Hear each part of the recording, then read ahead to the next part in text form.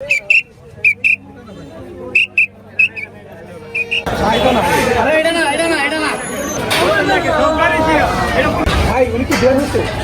সাদ্দাম ভাই জানে আগের গাইতে গেছে।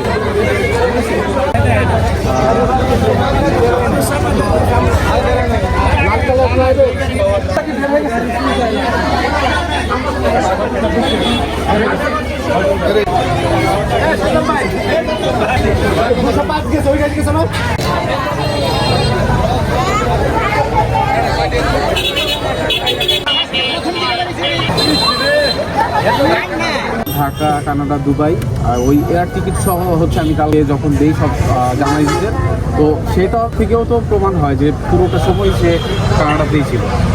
যেহেতু বলছিলেন তিনি পুরোটা সময় কানাডায় ছিলেন আন্দোলনের সময়, এবং আন্দোলনের সময় তিনি বিভিন্ন ফেসবুকে পোস্টও দিয়েছেন আন্দোলনের পক্ষে, তো সেই জায়গায় কি বলবেন যে ASBD 24 সত্য প্রকাশে প্রতিশ্রুতিবদ্ধ। চ্যানেলটি সাবস্ক্রাইব করুন।